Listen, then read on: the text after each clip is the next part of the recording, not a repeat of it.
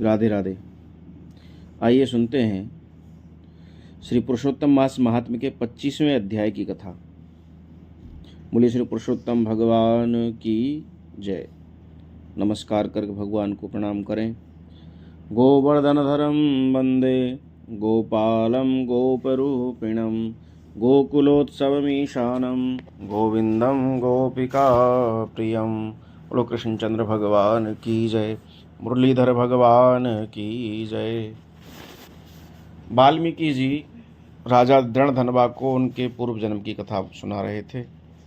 चित्रबाहु राजा की कथा वाल्मीकि जी ने राजा दृणधनवा को श्रवण कराई। अब दृणधनवा कहने लगे कि हे महामुनि, पुरुषोत्तम मास में व्रत उपवास रखने वाले व्यक्तियों के व्रत की पूर्ति के निमित्त कृपया उद्यापन की विधि भी बताइए। वाल्मीकि जी कहने लगे कि हे राजन, पुरुषोत्तम मास के कृष्ण पक्ष की चतुर्दशी, नवमी अथवा अष्टमी को व्रत का उद्यापन करना चाहिए। प्रातःकाल उठ के स्नान आदि से निवृत्त होकर के यथा साध्य सामग्री जो आपसे उपलब्ध हो सकी है उसको इकट्ठा करें।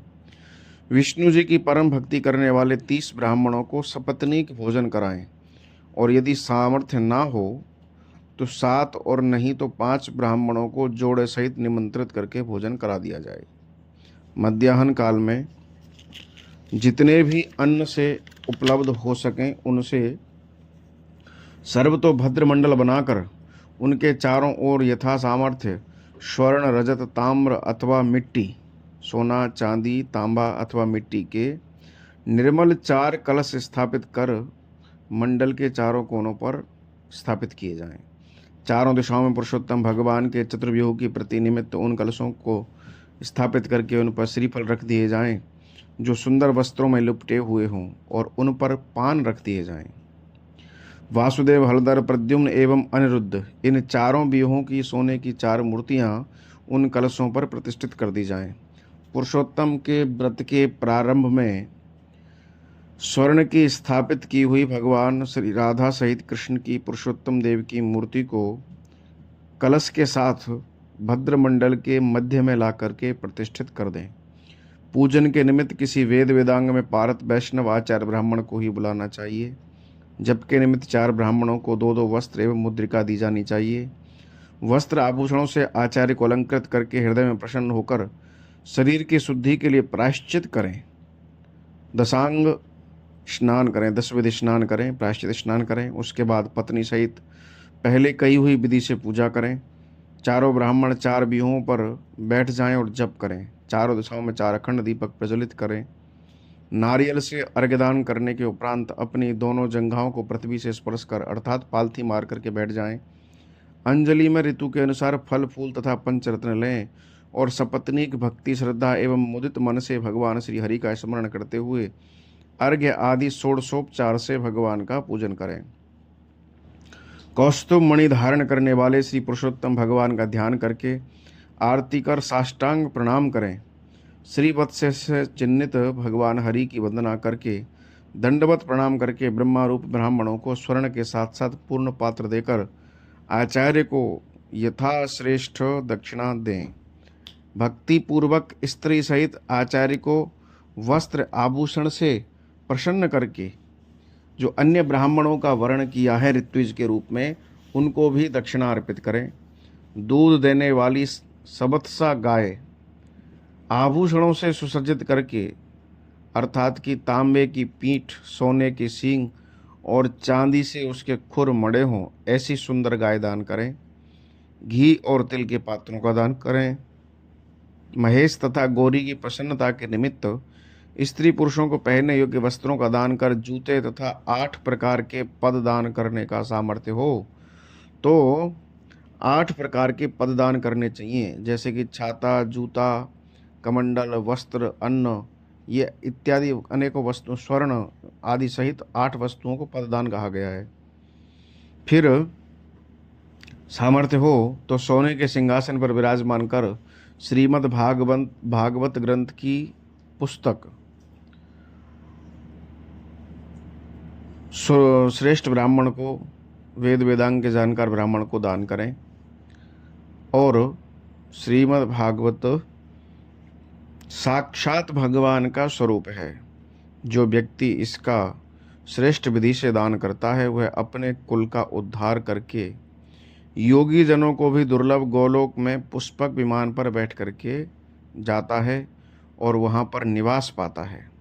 सहस्त्र कन्याओं के दान, 100 अश्वमेघ यज्ञ, कृषि योग्य भूमि एवं तुलादान करने से जो फल प्राप्त होता है, कई बार करने से इन कर्मों को कई गुना करने पर भी जो फल प्राप्त होता है वो एक बार ही स्वर्ण के सिंहासन पर विराजमान करके भागवत के ग्रंथ का दान करने से प्राप्त हो जाता है।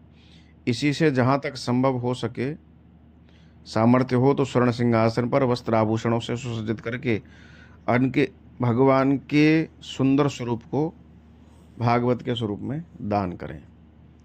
फिर अनेकों हाथों में लड्डू देने चाहिए, अर्थात के लड्डुओं को बांटना चाहिए।